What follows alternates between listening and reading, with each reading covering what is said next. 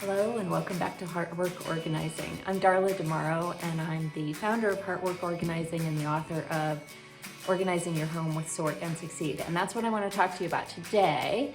You guys know I don't like long videos, but this one might be a little longer because right behind me I have all of my holiday gift wrap stash that I have brought up from the first floor up to the second floor, but I haven't put it away yet.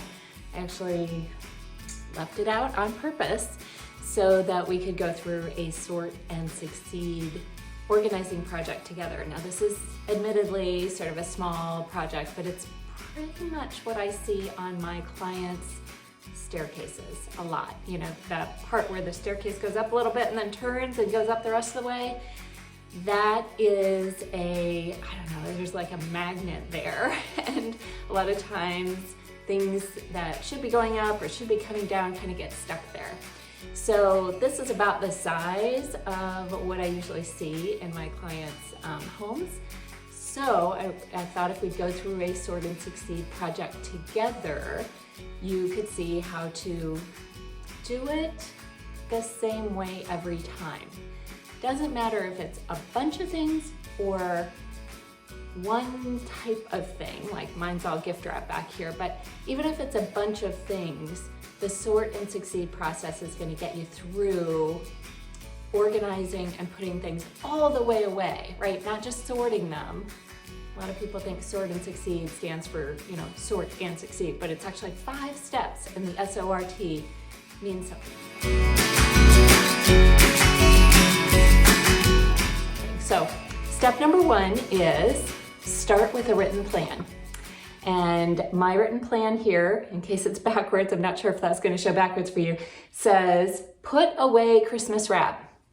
Now your written plan should be 5 words or less. Don't overcomplicate it.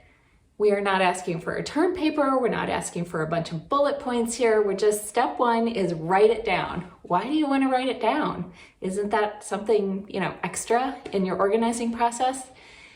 We'll see. It's likely here in the next few minutes I'm gonna get distracted, and this little note is gonna keep me on track. It's going to be what stops me from ending up in another part of the house and getting distracted, which, by the way, I have been getting distracted all morning in my office. So don't think that organized people don't also get distracted. We absolutely do. But this is step 1, start with a written plan, 5 words or less, all right? By the way, plan, goal, I kind of use those terms interchangeably here in step 1 because my plan is to get to this goal. I'm not asking you again to like break it down into more steps than that in step 1. Step 2 is we're gonna organize things into groups. Now, I already have bins over here. This usually holds my bags. I've got a couple other bins behind there. You can't see them. They hold tissue paper. One holds like bows and ribbons. So I just have to take all of this that ended up here from underneath the Christmas tree and break it into the groups that have previously existed. And so that is step number 2, organize into groups. Okay, organize like things together, organize into categories. I basically have 3 categories here. We'll see if I end up with like, you know, random things or things that aren't gift wrap, and then they kind of go in another situation. But let me get started. So I have a really big bag. I'm gonna make a pile of really big bags over here because we'll reuse those. Oh my gosh. Really big bag. That one you could put a small child in. Okay. This one is a bag that came up with all the stuff in it. So I'm going to fold this one down. And now I've got a smaller bag. Now I know that my smaller bags that fit inside this, what used to be a trash can, I know they kind of all go together, so I'm just gonna put that in there. I don't have to put it with the bigger bags because that's not, it's a bag, but it's a different kind of bag, right? It's different size. All right, now I've got some tissue paper. what do I do with my tissue paper? Where does it go? If you don't have a place for your things in step 2, actually, let's not get ahead of ourselves. Step 2 is just to organize things into groups. So if you're not sure where it goes, that's okay. You're totally, you're not out of bounds. You haven't broken a rule. All we're doing is organizing things into like groups. So I've got my tissue paper all here. Now this is where people usually go wrong on step 2, okay? I also have some colored tissue paper. Is that the same thing or a different thing?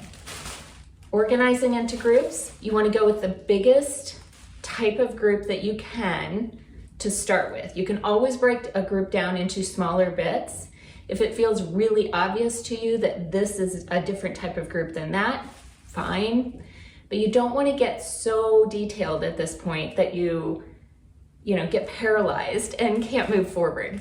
So my tissue paper is all going in one spot. If I want to break it down into white tissue paper versus colored tissue paper, or the different colors of tissue paper later, that's fine, but I'm not doing that right now. I'm just going to go tissue paper versus bags. Keep it simple, right? Okay, more tissue paper. Are we going to keep the boxes? Are we going to recycle them? That's a whole different category yet, because it's not a category, it's a whole different step.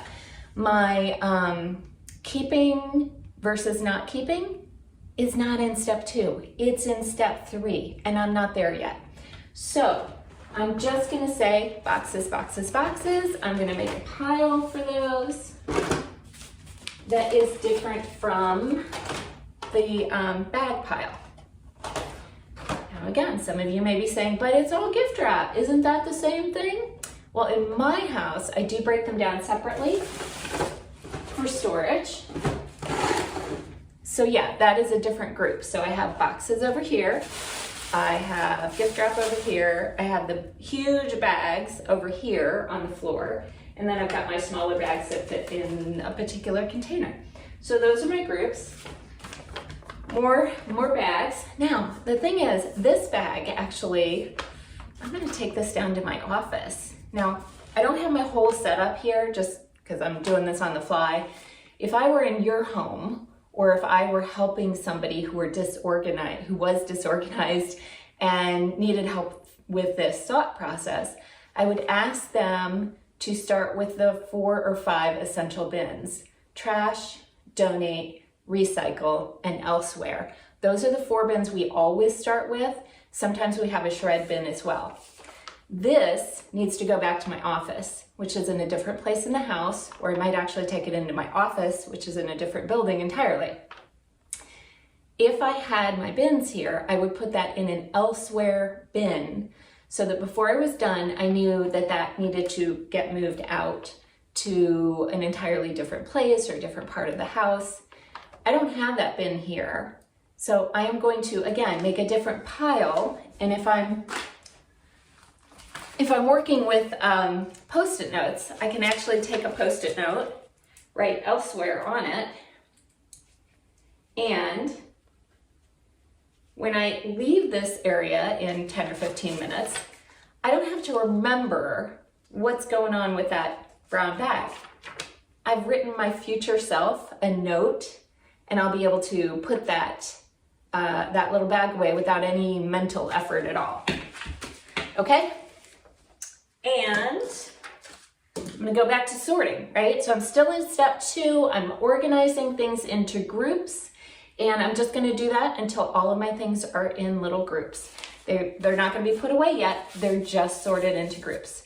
So I have a roll of gift wrap, and I have another gift wrap roll that was hanging out in the bag area. I have a spot for these in the closet. So I'm going to make another group right there. And when I get to putting everything away, those will go in the spot. More bags, more bags. These are not huge, these are small-ish bags. Another box, so I'm gonna put that in the box pile. Let's see, bag. Okay, all of these bags will fit in here. So So I'm just gonna go ahead and put them in here. Again, I'm organizing things into groups. Step 2 of Sort and Succeed. All right. Already, I think you can see I'm making progress. Things look better. Not done yet, but things are starting to look better. All righty, what do we have here? This is trash. This is actually recycle, gift wrap, especially the shiny stuff is usually trash. So again, if I had all my bins up here, this would go into the recycling, this would go into trash. I'm just gonna make a little tiny pile over here. It's actually by the steps, so that when I go downstairs, I have this trash and recycling pile. I'm gonna put it over by my elsewhere item. This is gonna snap back on me, I think, in a second. And I will take those downstairs so they don't end up here in the corner, okay? All right, I have some holiday cards done with the holidays, so where does that go? Well, I have 2 bins that usually live inside my linen closet, and this is kind of where all the fun stuff, the gift wrap goes. So I'm gonna pull these out, and the cards goes in my embellishments. I have like ribbons and cards in this bin over here. And I have, oh, there we go. There's another couple of bags. You know, as you're sorting, as you're going through step number 2, you're always kind of thinking you're done, and then you're not really done. You find, oh, there's one more. So here's more in the pile, more bags, and guess what? It can go right there. All right, and then this other bin here is all tissue paper. For my purposes, I don't separate the color versus the white versus anything else. And all I want to make sure of is that it all fits in the one bin. And tissue paper, I love it because you can press it right down and doesn't take up a lot of space. Okay, there's another, I wrote a note to myself. That goes in the trash. So what I'm left with is sorted, but it's not quite organized yet, okay? Organizing gets you all the way through the process. And this is a really good example. I just want to stop here for a second, because if this is all I did, I put things into groups, but I haven't put them away yet. And the putting them away is a really important part, right? It's kind of like doing laundry. If you bring the laundry up and throw it on your bed, you've only gotten halfway through the process because it's not put away, it's not hanging in the drawers, and it'll get in the way of getting in bed, right? So that's kind of what I have here. Things look a little bit better, but it's not done because I'm only at step 2, right? Step 3 is reduce, release, and reset. Now, in this particular case, I don't actually have anything to reduce or release except those 2 little pieces of trash that I found. If I had too much of anything, I would say, I can't fit it all in. What am I going to do? How can I make space? Obviously, one of the things that we do when we can't fit everything in is we throw things away or recycle. Just gonna look, because you know what, I do have those boxes and they need a place to go, and I want to see if I can fold them down, fit them in here, and this is where we're gonna make space. So I'm gonna take a couple of these that are in good shape. If they're not in good shape, they're getting recycled. Why would I keep something, you know, store it for another year if it's not in good shape? This one has a wonky little corner, but I can take that next year. All right, so I'm gonna take the little boxes, and there is enough room once they're flattened to store them in here. I don't know about you, I know a lot of households will, oh, there's some more tissue paper. I don't need to store it inside the box because that's gonna make it hard to fold. But some households like to split up their Christmas wrap from their other wrap. I don't do that because, you know, like this cute little box with a penguin on it, that could even be for a happy birthday, right? A winter birthday maybe. So you don't have to get super specialized in your storage, I tend to keep all of my holiday wraps, my Christmas wraps, my birthday wraps. I try to, buy things that I can use over and over again. Even these boxes, I could use 2 bottoms and use that for like a summertime birthday, and then use 2 tops for next Christmas. Gotta use what you have. All right, so that's a bigger box, broken down. And I got 2 more to go, and it's all gonna fit. And I'm still on the reduce, release, and reset step, which is step number 3, okay? And while I'm not throwing a lot away here, I don't have to reduce, I don't have to release it out to the universe or to the recycling bin. But I am resetting. I am deciding where I'm gonna store things. And this last big box, oh, here's the deal. Here's the deal, potato peel. This one is already torn, so I gotta make a decision. I don't really need a box this big usually during the summer, during different parts of the year. So I think I'm gonna recycle this, all right? So I am gonna reduce and release the amount of things I'm keeping, because I just put a handful of boxes in here. That's gonna serve me well throughout the year. I don't need this big one, and I don't wanna deal with something that's already torn and, store it all year and then get to next year and think, oh, it's not good enough to use as wrapping. Maybe it is, maybe it isn't, depends on you, but for me, I don't wanna store it.